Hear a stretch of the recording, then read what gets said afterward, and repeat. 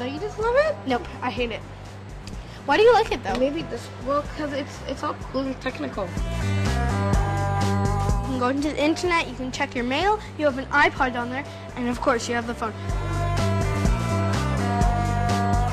So is anyone actually looking at whether kids could end up getting tumors from cell phones? Well, now there's a small, yet-to-be-published study on a group just a bit older than Emmylou and Tyshawn. We hook up online with Dr. Leonard Hardell in Sweden. He's a pioneer in cell phone research. Hello. Dr. Hardell? Yes, I'm here. So many kids are using cell phones these days. Should kids be using cell phones? No, definitely not, according to our research, because we looked into the group that started the use of the mobile phone before the age of 20. And in that group, we found 5 times higher risk for these specific tumor types. That's right. Dr. Hardell's small study shows a 5 times greater risk of a rare brain cancer for people who start using cell phones as teens. But think you'll see Hardell's message in the pitches to kids? How about a Hannah Montana screensaver on your BlackBerry? Or High School Musical? Emmylou's little sister and her friend are 7, and they're sure picking up the message that life can't be lived without a cell phone. So hello girls. Hello. Do you like cell phones? Yes. Why do you like them? Because they're cool and they can call your friends and they can take pictures and you can play games. Tella sells a phone that's made specially for little kids. You can buy these in Yep. Canada. Aren't they Isn't that cute? Mm-hmm. Aren't they cute? And you get Yes, stickers on them. And 1, 2, 3, 4. One is mommy, 2 is right. So what do you think of that? I think it's appalling. It's really appalling. Why? Because I don't think it's a good idea to microwave your children's heads. Even if you're not positive it'll cause a tumor. It's just No. I just think that there's enough going on. You want children to develop without impacting their brains. This is a direct, there's nothing subtle about this. This is direct. Dr. Cardis of the World Health Organization agrees we need to be cautious until we know more. In the meantime, particularly for children, I think we have to be careful. And they're not alone. Just check out all the messages for parents coming from these countries. The UK, children should use mobile phones for essential purposes only. Belgium, everyone, especially children, should avoid use of cell phones when the signal is weak. India, children under 16 should be discouraged from using cell phones. France, moderate cell phone use is advised, especially among children.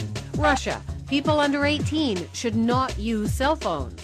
Israel, children's use of cell phones should be limited. Germany, mobile phones don't belong in the hands of children. So, just what is Canada's message for children? We're heading to Ottawa to find out. Hi there. It seems that a lot of these countries have come to a very different conclusion than you have.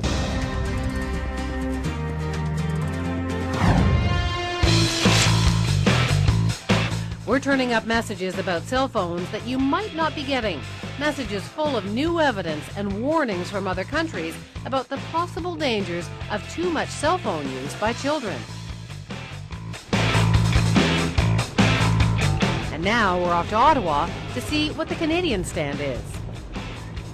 This is our chart that we've made up, all the other countries that are advising their publics that they should use a little caution.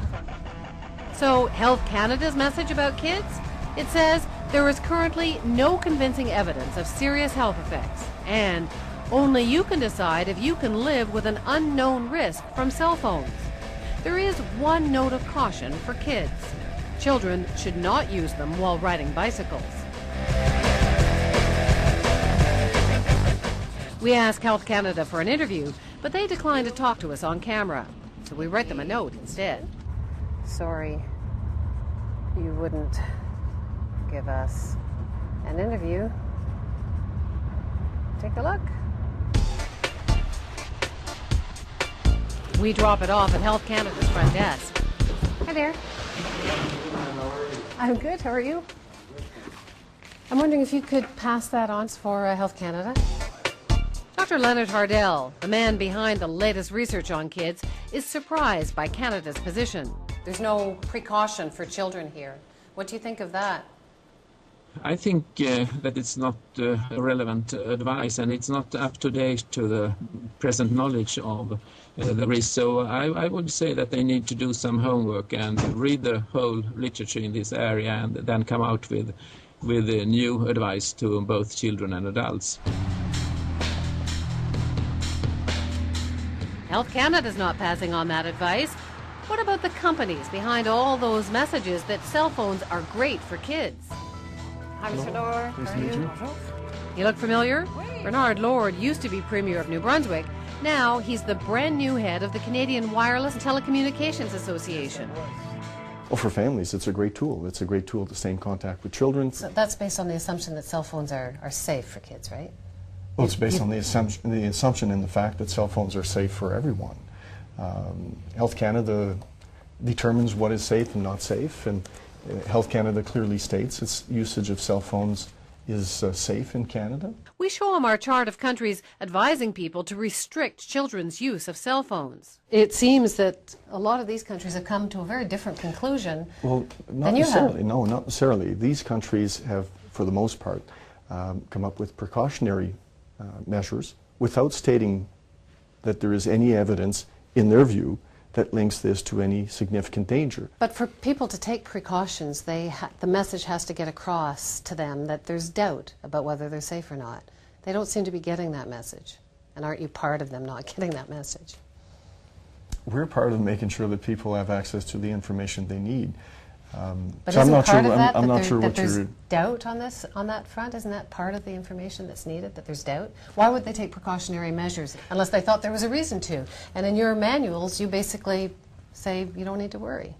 What we say in the manuals is in complete conformity with Health Canada. I understand that, but it's, you know, why are all of these countries and all of these scientists coming to such a different conclusion? And if there is a debate, why not let Canadians know, your customers know, that there's doubt?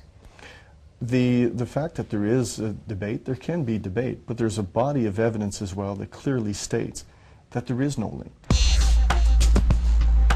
Back in Washington, we asked Deborah Davis why it's taking so long to get a straight answer on the science.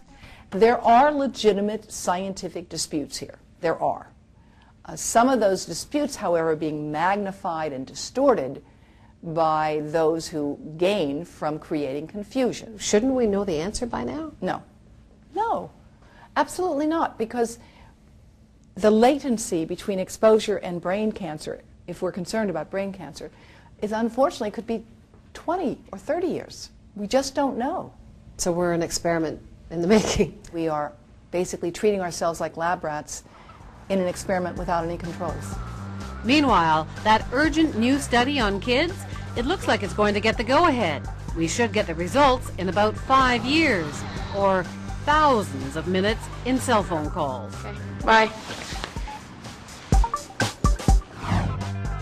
For what you can do, check out our tip sheet at cbc.ca/marketplace.